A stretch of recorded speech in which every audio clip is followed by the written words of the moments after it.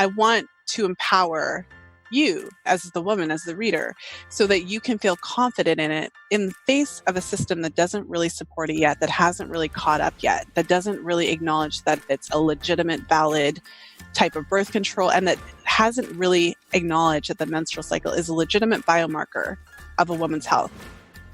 Welcome back to the Essentially You podcast, all about reinventing your health with safer, cheaper, more effective natural solutions and powerful lifestyle changes so that you become the CEO of your health.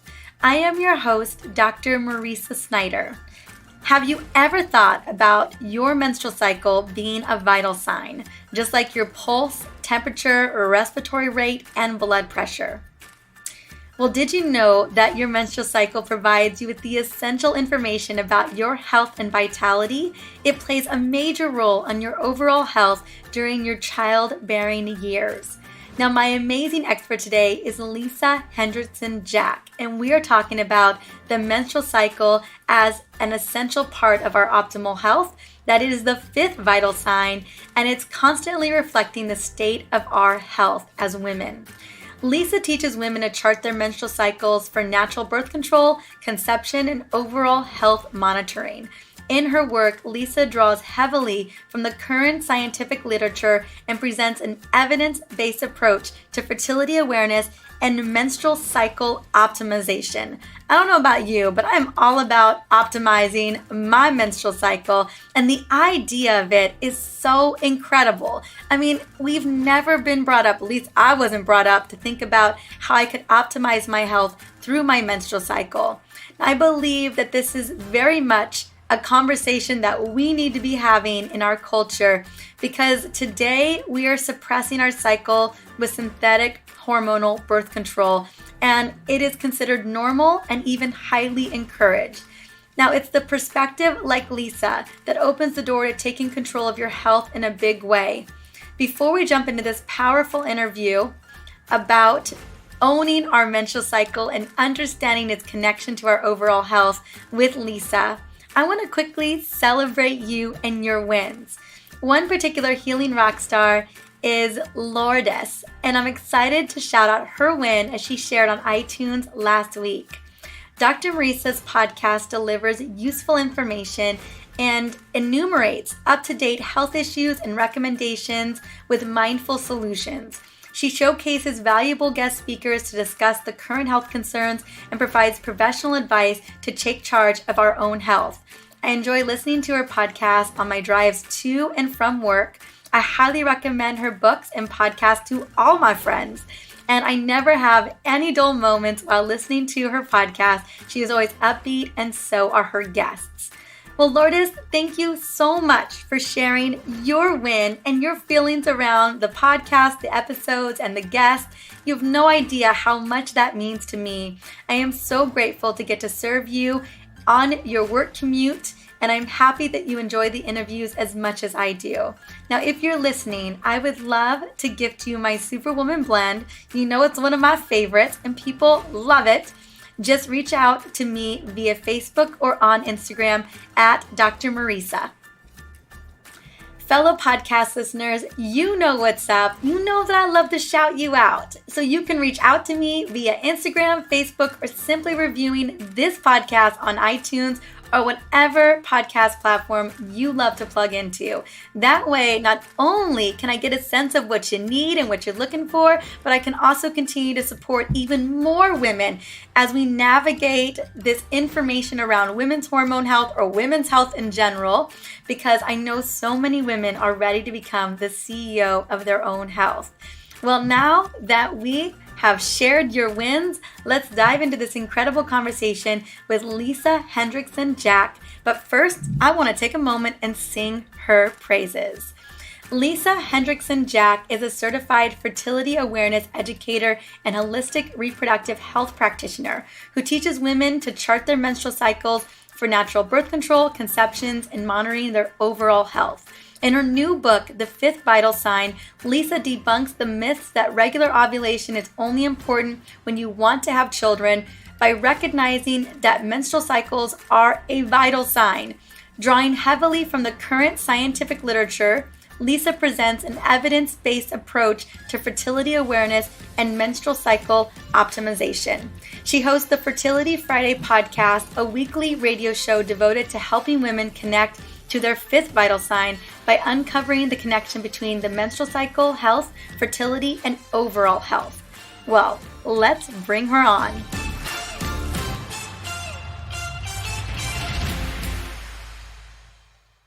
Welcome to the Essentially You podcast, Lisa Hendrickson. How are you doing, honey? I am doing really good. Thank you so much for having me. Oh my goodness. And I know we've had the most yummy chat before we got started. I just love all the things you're doing. Can I just say that right now? Your mission, all of it. I'm so glad that we get to connect. I knew that because I was going to have you on the podcast, I was going to get a little selfish time with you. I know you probably didn't know that. Well, I mean, the feeling is mutual. And I recently had you on my podcast, and our interview is one of my favorites. Honestly, you could tell how enthusiastic I was, and you taught me so much about essential oils. So it's definitely, I'm admiring everything you're doing as well. And can you tell us, honey, what is your podcast name? It's Fertility Friday. I've been podcasting for about 5 years now, and essentially it's the message of how important your menstrual cycle is for health. And of course, I teach fertility awareness. So it's just sharing the knowledge about our menstrual cycle that as women, we should have been taught, but we obviously weren't. No, we obviously weren't. Oh my goodness. I remember. Oh, do you even remember when you got your period and, no one said nothing to me? I feel like my mom shoved a couple of pads underneath the door. It's oh no. Like it was that. I actually do remember when I got my period. I mean, I wasn't completely in the dark. My mom, to her credit, she did a really great job. She bought a book. I forget what it was called. It was one of those teen books, and we actually read it together.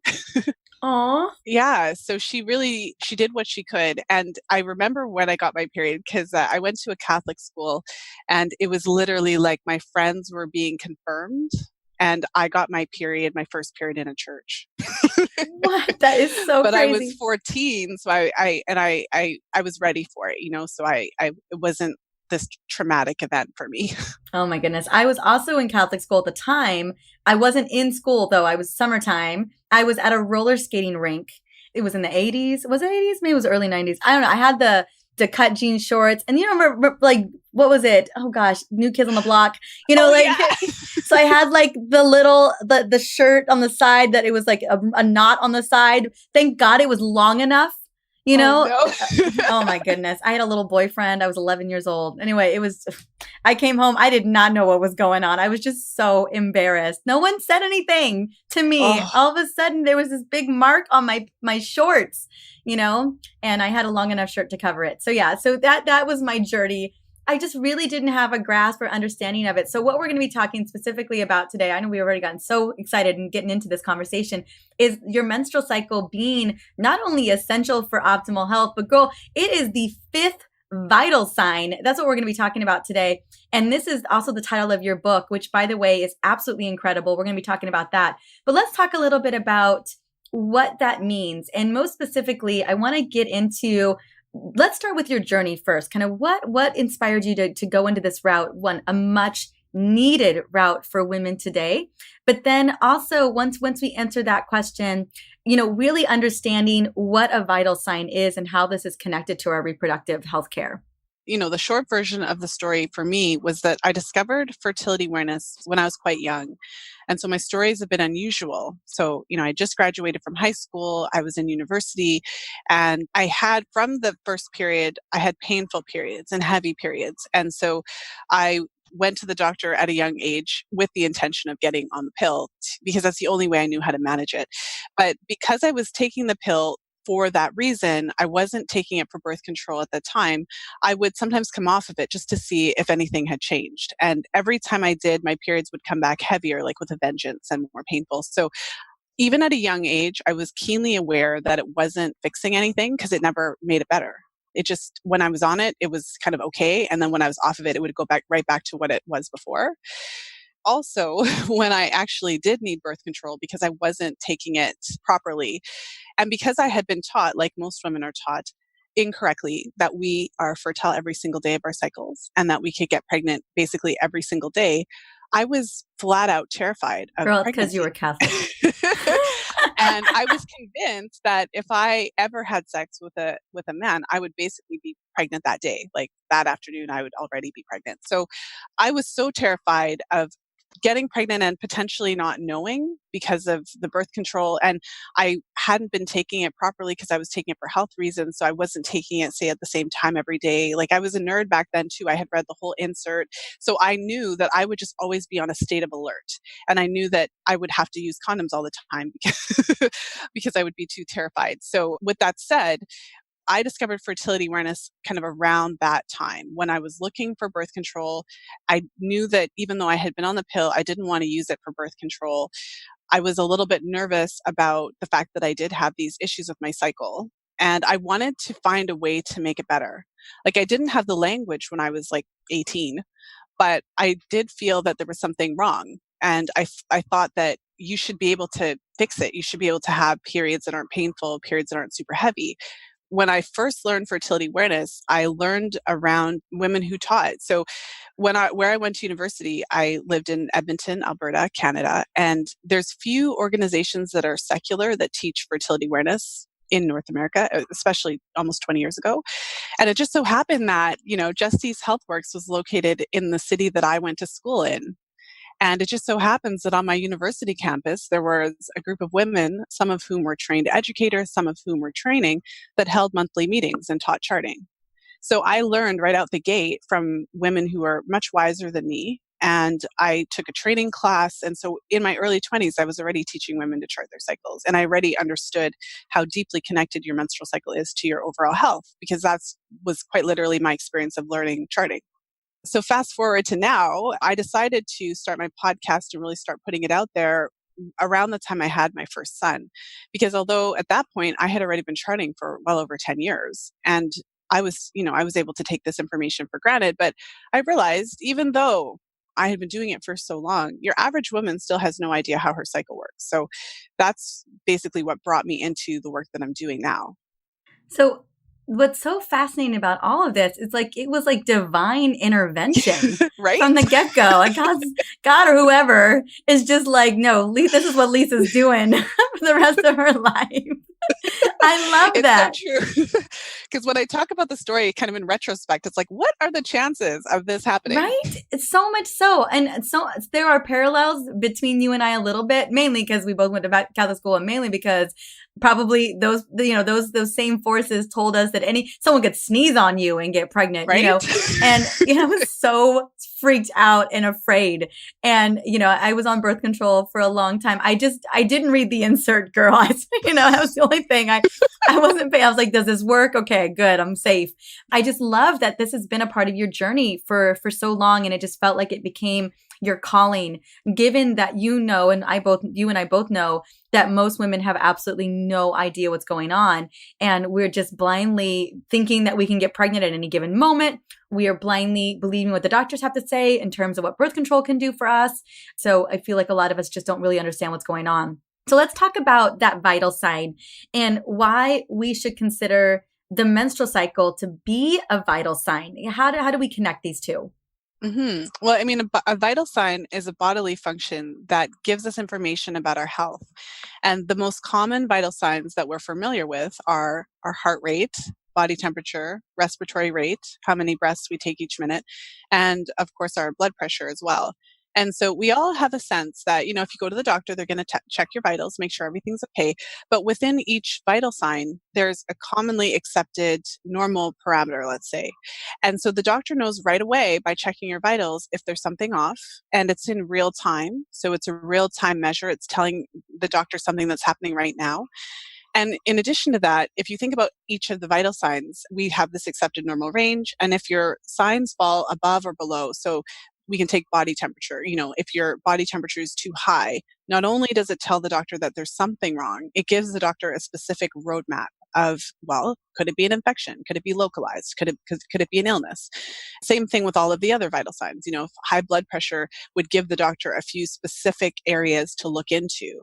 And in that same way, the menstrual cycle is a vital sign because the menstrual cycle, it adjusts and changes in real time based on what's happening in your body. I mean, this is something that you can discover for yourself through charting.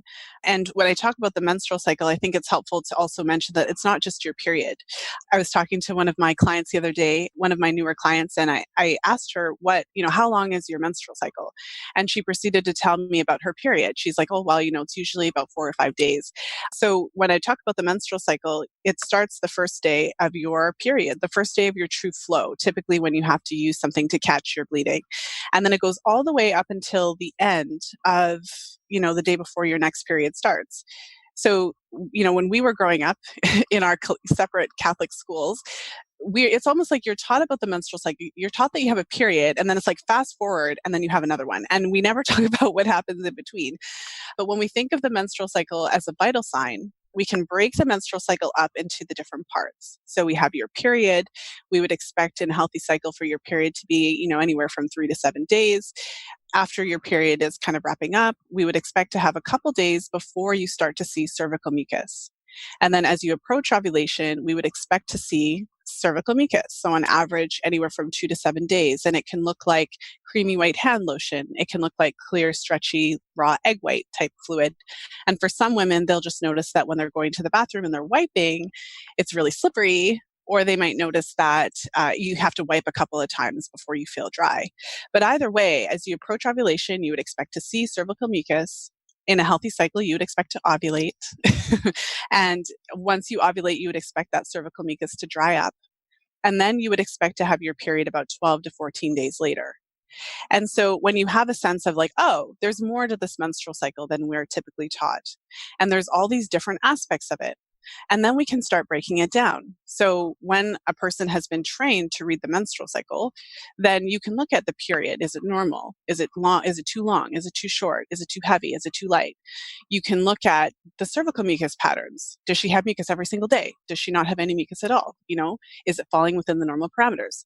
Does she ovulate? Is ovulation happening? When is it happening in the cycle? Is it happening earlier? Is it happening later? Is it happening at all?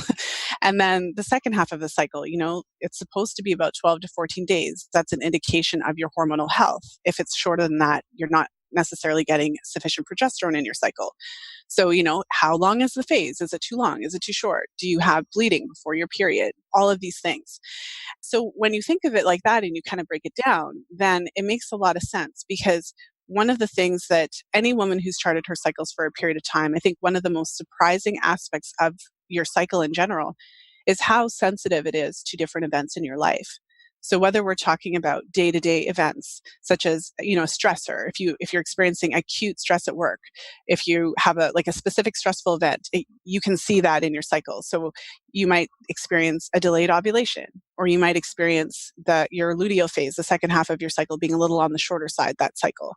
If you have chronic stressors, so there's something that's happening in your life that's kind of causing chronic issues, you can see patterns in your menstrual cycle that will reflect that.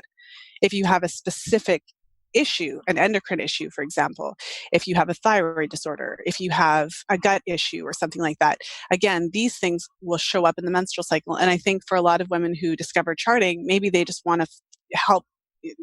For charting, a lot of women discover it when they're trying to get pregnant. So they're just trying to optimize their chances of getting pregnant. Or many women discover it when they're looking for non-hormonal birth control. So they're looking at it for what it can do for them, a specific purpose. But what they discover along the way is, wow, my menstrual cycle really does reflect the state of my overall health. And it can be the first sign very early on, show you these really subtle signs of a health issue. And that's why we should be paying attention to it. And we should be recognizing that it's more than just whether or not you have babies. It's really a sign of health. I absolutely 100% agree. So, and we wouldn't really know that unless we were kind of digging in and charting what is going on. So I take it that's something that you would recommend all women do. Is that correct? Well, I mean, I would say that my opinion on it, I mean, as a fertility awareness educator, it would seem like I would be saying every single woman should be charting and this should be the method everyone should be using, but that's not how I see it. I believe that every woman has the right to know exactly how their body and their fertility work. So, what I think every woman deserves to know is the education piece of it, how the menstrual cycle works. What is cervical mucus and why is it important?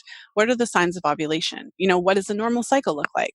So, we're taught, a menstrual cycle is always 28 days and ovulation always happens on day 14.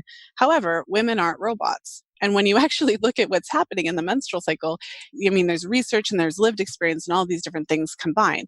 A healthy cycle falls somewhere between 24 to 35 days typically. And that would place ovulation in that context about, days, it can happen anywhere from, say, days 10 to days 23. So having just a general sense of what is normal and healthy in the menstrual cycle, why the menstrual cycle is important, what are the menstrual cycle events. There's a term body literacy that I use a lot, and that's basically what it refers to. So I think every woman should have the opportunity to develop body literacy and to be taught just this most basic information about our menstrual cycles and how it works. And then some women are really going to resonate with it and they're going to want to use it as a birth control. So there, some women like myself discovered fertility awareness, and I was like a moth to flame, as they say.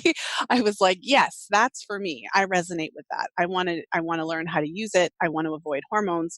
I want to understand my body, and I want to use that for birth control. But not every woman is necessarily going to want to take it that far. Not every woman is necessarily going to want to make it her primary birth control method. But we all should be able to have that opportunity to learn how our cycles work. I absolutely 100% agree. And as we're talking about that fifth vital sign and paying attention to what is going on with our bodies, we were talking about this earlier. I think that hormones are kind of one of the first alarm bells that kind of indicate that something isn't right. Maybe it's stress, maybe it is toxic load, maybe it's inflammation. So when we're looking and charting or just getting a sense of what's going on with our menstrual cycle, and we're not seeing the things that are considered relatively normal, is it time to start digging deeper into what is going on? I would say yes. And I'll give a couple of examples of just some subtle things that you can pick up from charting. And I often find myself wondering, like, if you weren't charting, would you know? So for me personally, I came face to face with the connection between your menstrual cycle and your health very, very early on. So I was in my post-high school feminist phase, right? I was going to all these talks on Weren't we all, girl?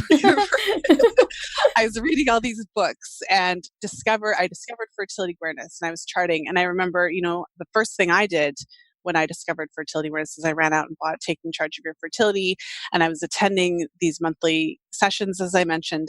And I remember somewhere in there reading about how cycles could be different lengths, And so in Taking Charge of Your Fertility, she shows examples of short cycles and long cycles and regular cycles.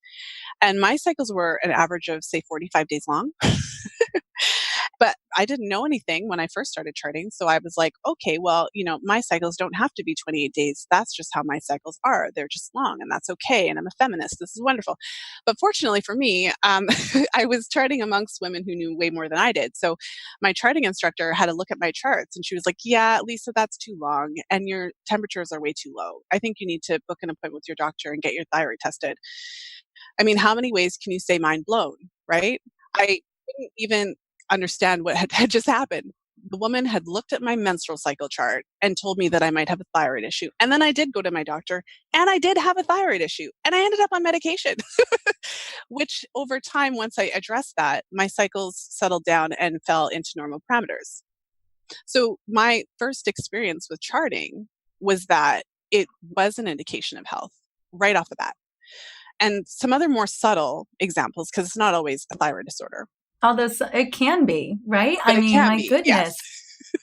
Well, and the signs specifically were my temperatures were too low, my cycles were very long, and meaning that my ovulation was delayed every time. And so I mentioned that a healthy cycle falls somewhere between 24 and 35 days, and even 35 days is kind of pushing the top limit, right? That's kind of on that higher end. Like if you're pushing 35 days, it's still worth looking at. Absolutely, yeah. And mine were 45, on average. And sometimes they were 38. But, Still above 35, girl. Exactly. And it did indicate that there was something going on. So, for instance, some of the more subtle signs to watch for, even having an understanding of cervical mucus. So, you shared your experience being 11 years old and getting your period. Obviously, there was no education there, so you didn't even know what was going on. But let me propose to you, a different way that this could look for young women growing up now. So, a true menstrual period only happens after ovulation. And when you're charting your cycles, you kind of develop this understanding that what you're seeing is a reflection of what's happening hormonally. So, in the first half of the menstrual cycle, that's when our ovaries are producing estrogen as we approach ovulation.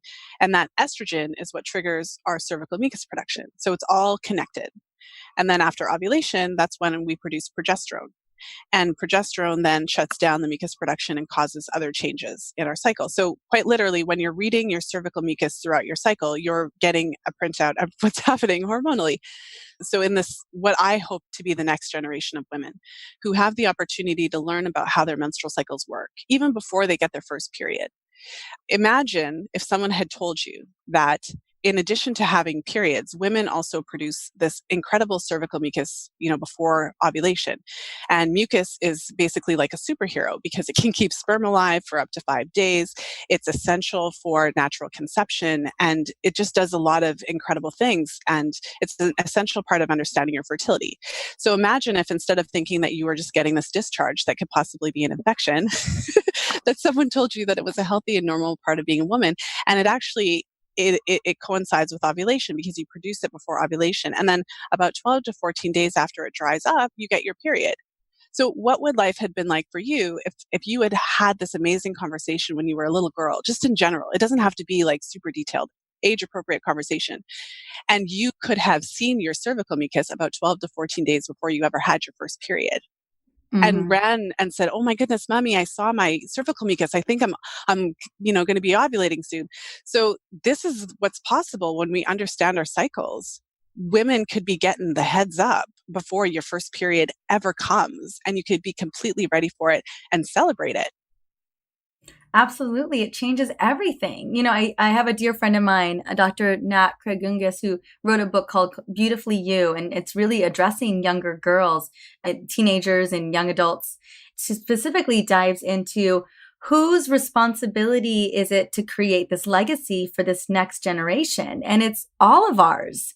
I think we all play a role in ensuring that our daughters or our nieces and everyone in our life really comes and steps into their menstrual cycle empowered, right? Understanding what's really going on.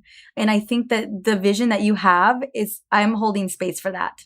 It's completely possible. I mean, there are a growing number of young women who are going to have this experience as more and more women learn about fertility awareness and just the menstrual cycle in general. It opens up this possibility for this to be the reality for teenage girls growing up.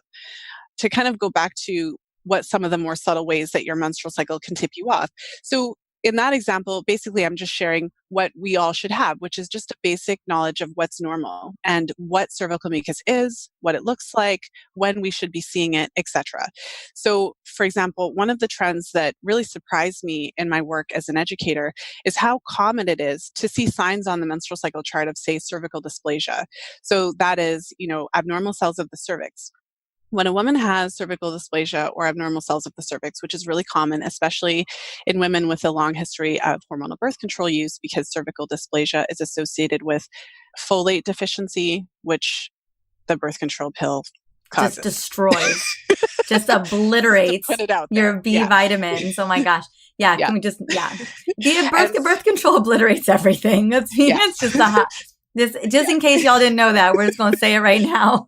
Yeah, hotmess.com. But there's a Exactly. specific link to that. And so one of the things that is interesting about charting is that when women do have dysplasia or abnormal cervical cells, one of the very subtle signs is a type of discharge that you wouldn't necessarily notice if you weren't charting. So with cervical mucus, like I mentioned, it looks kind of like the lotiony or kind of like raw egg whites, and you see it as you approach ovulation. So really and truly in a healthy cycle, you would expect to see it for about an average of 2 to 7 days, like not 15 days, not 25 days, and not like no days.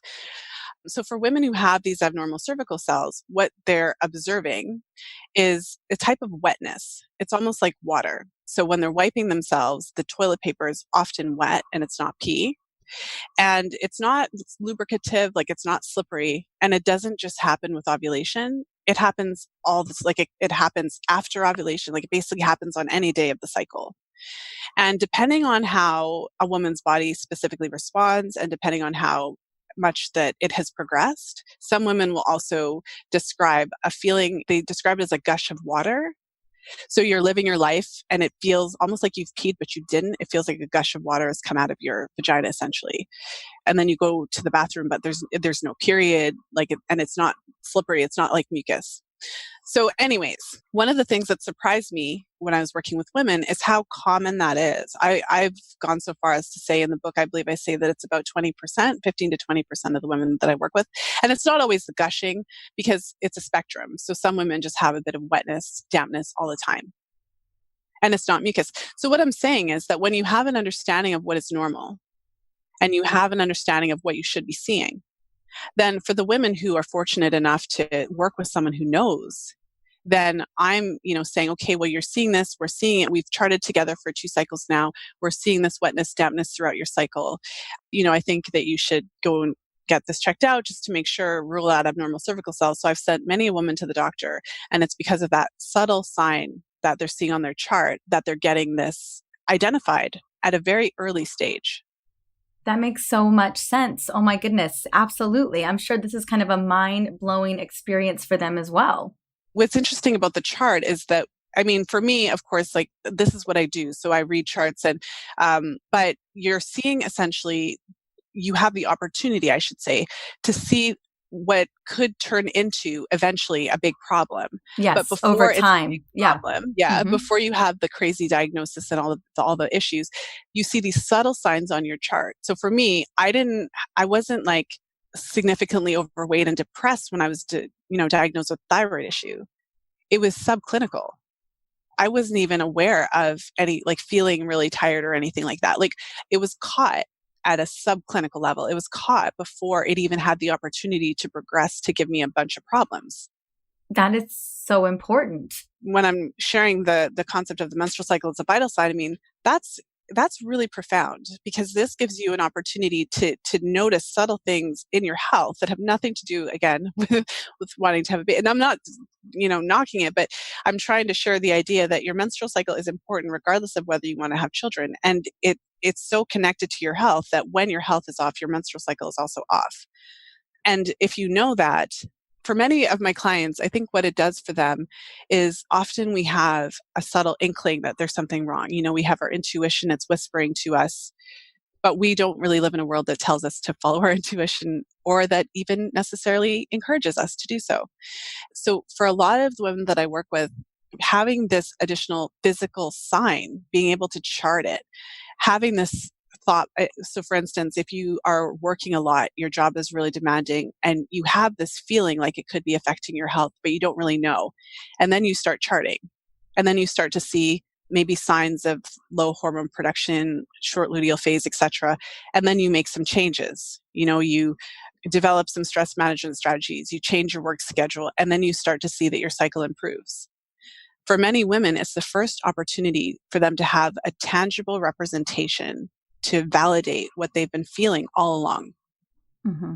What I love about it so much, I think that this is such a powerful thing. And not to say that women shouldn't get tested. I love Oprah. Oprah's like, your numbers, right? Everyone know your numbers.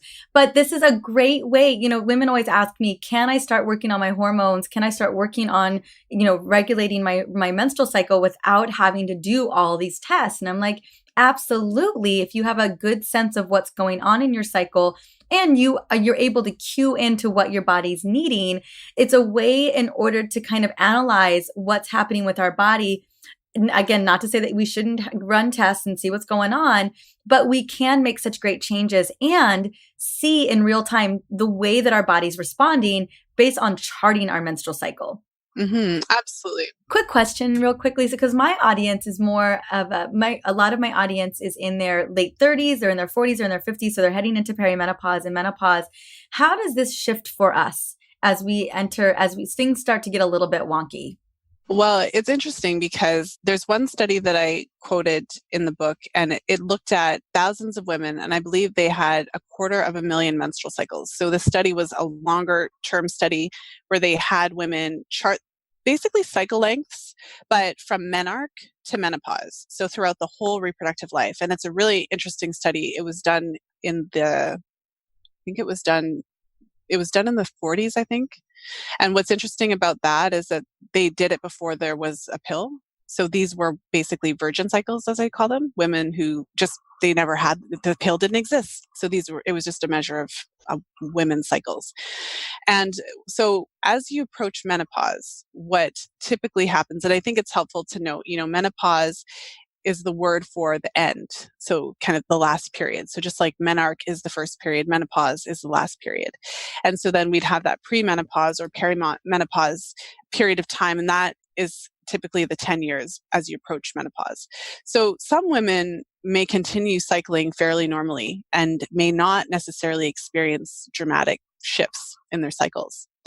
Some women may start to notice that as they approach menopause, their cycles start to shorten. So for some women, they go from having an average 29-day cycle, the average kind of shortens. So ovulating earlier essentially in the cycle and maybe having cycles that are more like between 21 days and 29 days, instead of the 24 to 36, 35-day range that we were talking about.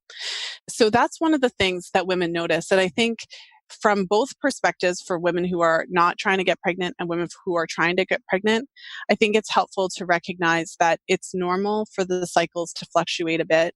And even if your cycles have been fairly regular throughout your lives, it's helpful to kind of prepare yourself for the fact that it could shift and you could begin to ovulate earlier in your cycle.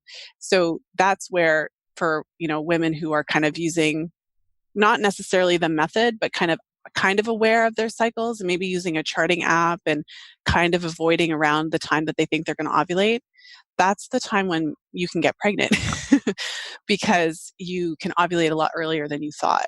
Good to know. Yeah. And then on the flip side as well, for women who are trying to get pregnant, it can sabotage their chances. They can inadvertently find themselves using fertility awareness for birth control, even though they weren't trying to.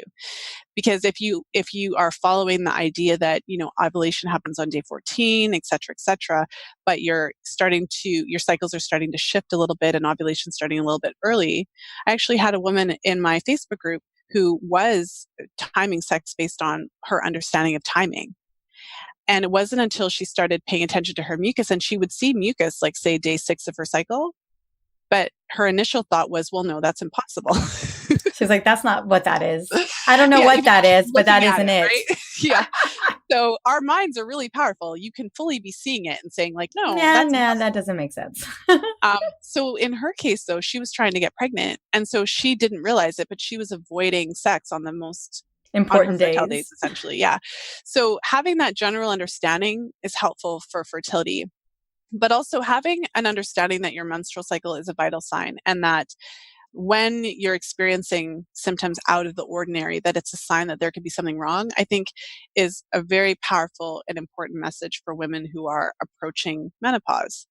Because our culture basically tells us that menopause is this horrible time when you have hot flashes all the time and you're moody and emotional and, your vagina is super dry and sex is painful. And it just goes on and on and on. So it's a disease, girl. I mean, right? That's what it is. A bunch of old grouchy men wrote it up like it was a disease. Oh my goodness. No wonder. Well, and then you have women our age who are basically really scared of it. And we kind of, maybe dread it because we think it's going to be this horrible, horrible thing. But what I would have to say about that, first of all, it's a normal and natural stage of life. I mean, there's a reason why our reproductive life comes to a close, and that's okay. And it's a normal part of being a woman. But also what I would say is for women who are experiencing a really hard premenopause where they are having the hot flashes and they are having all of these issues and things like that, that is your vital sign in action. I mean, that is a sign that we have to be looking at hormonal balance. We have to be looking at lifestyle factors, dietary factors. We have to be supporting hormone health. And if you're charting during that time, it can keep you grounded. Because if you know what a healthy cycle is supposed to look like, and you start to notice that you're having these signs or your cycles are really changing, it can be a sign that we need to be looking more at the overall health aspect of it. And it's also helpful to have someone just say out loud, no, it's not normal for basically that premenopause period to be hell on earth. It's not supposed to be that way. No, it's not. Absolutely no. And I really appreciate you mentioning that, and you kind of giving us a little bit of insight into that as well, that we can be tracking it. Women are like, well, I don't even need to do any of that at this point, but it gives us a sense of what's really going on. And not to say that you shouldn't be looking at your hormones and your numbers, but you note that most likely modern lifestyle, inflammation is all playing a major role here. And we know it's all playing a major role in showing what's going on in the menstrual cycle as well. So much of why our menstrual cycle can be thrown off is due to inflammatory issues, or maybe it's a thyroid concern, or maybe it's too much stress or toxins, or our gut is messed up. I mean, there's so many things that we can look at that really lends to creating issues in our menstrual cycle. It's you just can't blame your reproductive hormones. There's something else at play there. I suppose one of the myths that I don't know if I would call it a myth, but let's just go with it for now. But the idea that it's really either it's so complicated that we need all of the medical care, or that it's so simple that all I need to do is take vitamin D or something and everything is going to be okay. The process of improving your menstrual cycle, it's kind of simultaneously complicated and simple. And one of the things that charting really helps with, it helps you to recognize how powerful certain day-to-day lifestyle things can be with your cycle. I was just speaking with a woman. I interviewed one of my clients for the podcast, and she was sharing one of her experiences. So she started charting when she was breastfeeding. And in her case, one of the things that she had to learn how to chart was that in her postpartum period, she had some degree of mucus every day. So she basically was seeing a type of lotiony mucus every single day. And it's not uncommon postpartum, and it's not even uncommon in general. Some women do experience, we call it a pattern of continuous mucus. But as I've been alluding to all this time, there is a range of what we would call normal. And so continuous mucus, although it's common, it does indicate something. We do want to look at something. You want to rule out if there could be a yeast infection, a subtle one, or something like that. And you also want to rule out if it could be kind of hormonal, or if it could be a response even to food allergies or sensitivities, because it's very interesting. Your mucus responds to your gut. And so I've worked with clients who have sensitivities to things, and they got the mucus all the time. And then when they figure out what they're sensitive to and start addressing it, the mucus goes away. So it's a mirror of what's happening in your health. But in her case in particular, she was working with a practitioner who asked her, are you sleeping in the dark? Like, what is the quality of your sleep environment? How are you sleeping, et cetera, et cetera. And so her sleep environment was not dark. And so what she ended up doing was, put in something over her window and really optimizing her sleep environment to make sure, because we may not realize it, but our bodies are really sensitive to light. We're not supposed to be sleeping with light at nighttime. It disrupts our melatonin production. And there's a lot of research that confirms that whether it's light exposure in the evening, as you're supposed to be winding down, or whether you are actually sleeping and there's light coming in, it suppresses your melatonin, which would then have an effect on your menstrual cycle. So in her case, that's what she did. She literally just made her room dark. And then over, the course of a cycle or so, she noticed that she didn't have this continuous pattern of mucus every day. So, sometimes I think we underestimate the impact of focusing on those basic lifestyle factors, like optimizing our sleep, making sure we're managing our stress, making sure we're not eating sugar all the time, watching our coffee consumption. Are you drinking 3 cups of coffee every single day?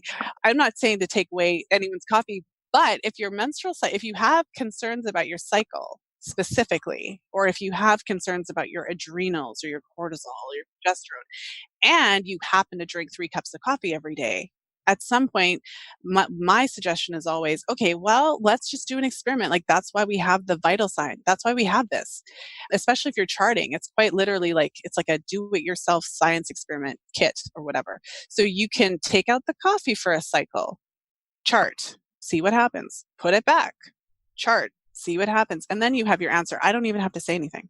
Exactly. I totally hear you. You're absolutely right. I love this conversation so much. I know we're wrapping up towards the end. I wanted to just ask you specifically about the book, and I know you've got a little free goodie for us as well. When you were thinking about writing the book, what was the biggest intention for you for this?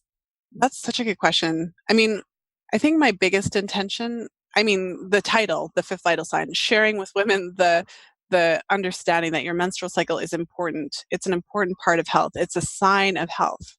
As a woman of reproductive age, having a healthy menstrual cycle is a sign that you are healthy. But beyond that, I wanted to make a lot of the research more accessible for women. As a fertility awareness educator, this is not a well established field. There have been women and men working to increase awareness of fertility awareness for years. But even to this day, a lot of people think it's not an effective method of birth control. They equate it with the rhythm method, et cetera, et cetera. So a big part of what I wanted to do was I didn't just want to say stuff. I didn't just want to create a hot air piece. I didn't want people saying like, Lisa told me this, et cetera. I wanted them to be able to read the book, and if there's something that they're interested in, or if there's something that they want to look more into, to provide those citations so that you can see where the information is coming from. It's So well researched. with over 1,000 citations, It is. I mean, girl, I have 40 pages of bibliography in my book, and I was like, Psh, I got nothing on Lisa over here. I was like, half the book is citations. My goodness. No, I'm kidding. It's not half the, but yes, you cite, I mean, this is such a well cited book.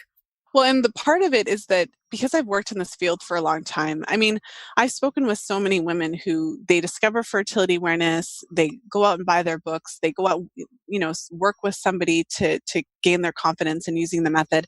And then they go to their practitioner who tells them that it's not effective, discourages them from using it, basically laughs at them and tells them that they're going to be pregnant in a month. And this happens all the time, and part of it is because fertility awareness is not something that is covered in medical school. So, like, imagine that, right? Right. It's basically they don't know any better, by the way. If you guys weren't picking that up with Lisa, what Lisa's trying to say right now. Well, and so that was one of the main desires and intentions with the book, was because I want to empower you as the woman, as the reader, so that you can feel confident in it in the face of a system that doesn't really support it yet, that hasn't really caught up yet, that doesn't really acknowledge that it's a legitimate, valid type of birth control, and that hasn't really acknowledged that the menstrual cycle is a legitimate biomarker of a woman's health. So I didn't just want it to be a fluff piece. I definitely wanted to empower the readers to say, okay, if I am curious about something, or if I'm reading something that goes contrary to what I've been taught, I actually have the ability to, track down those research papers and look at more into it myself. I agree. I mean, we and you are such a renegade for this as well. Women deserve better. We deserve different. And we deserve to go into that office with that doctor who unfortunately does not clearly understand what's going on with our bodies, and to be able to advocate for our health and well-being. And this type of resource is exactly what we deserve. This is the type of health care that we should be demanding. And Lisa, you have done such a marvelous job at really providing a resource. I always talk about how my book deserves if I could stamp one word on it, it would be empowerment. And that's what I think your book is as well. If I could stamp one word onto your book, it would be women's empowerment, because that's exactly what it is. Thank you. That is just such a wonderful thing to say. I really appreciate that so much. Oh my goodness, absolutely. I know that we're giving a gift of the first chapter of the book, but go and get it. Go buy it. It's on Amazon. It's all over the place. It's such a powerful book. I've been loving it. I'm so grateful to have you on today. Girls, if you've got nieces, if you yourself are still just not necessarily clear on what's going on with your body, this is going to be the book that's going to give you so much empowerment, so much education about understanding fully. And I do believe, and I know Lisa agrees with me, that all of us together as women, it is all of our responsibility to pass down this legacy of empowerment to our girls and to our granddaughters and all the women who are stepping into womanhood right now, still a little confused about what's going on with their body. Absolutely. I couldn't have said it better myself. And what's exciting to me is that when I first jumped into this almost 20 years ago, the landscape was really different. And you had to go to the library just to find information. Now, when I look around and I see so many amazing women like yourself really working to empower other women, really working to lift each other up, to educate, to illuminate, to empower, I'm just really excited for what the future has to bring because I feel like we're finally making some headway here. Yes, we are. Slowly but surely, we are making headway. And so don't give up hope, ladies. We are out there. We are fighting for you. And this is a revolution. That's why we're doing this today. We're having these conversations. A revolution is word of mouth. That's how we do it. And Lisa, I just want to say thank you so much again, not only for coming on, but for devoting your life's work to this, to writing this book, to doubling down on the research and doing the work for us. So thank you so much. Thank you so much. It's been my pleasure to be here. So thank you for having me. Absolutely, honey. See you soon. I am so grateful for this incredible conversation today. I wholeheartedly support and agree with Lisa about valuing our menstrual cycle as an indicator of our overall health. Recently, I saw an article celebrating our ability to turn off our menstrual cycle with birth control, and it upset me so much. There is still so much confusion around our periods and our menstrual cycle and the importance that it plays on our health, especially our reproductive health. If you want to learn more about how your cycle works, I want to invite you to check out episode 41 that I personally tackled and wrote for you, and that was how to own your menstrual cycle with hormone balancing essential oils here on this podcast. But I also want to encourage you to check out Lisa's book, and I love that she's giving us her first chapter for free in the 5th vital sign. You can grab that first chapter in the show notes for episode 93 or on my website at drmarisa.com/podcast. Well, as always, thank you so much for stopping by and listening into the Essentially You podcast. I hope you enjoyed this episode as much as I did. On the next episode, I am bringing on Dr. John Gray. Yes, the very author who wrote Men Are From Mars and Women Are From Venus. We will be talking about the connection between our relationships and hormone health. Because yes, it's no surprise that our hormones play a major role in our relationships, in our mood, and how we connect with one another.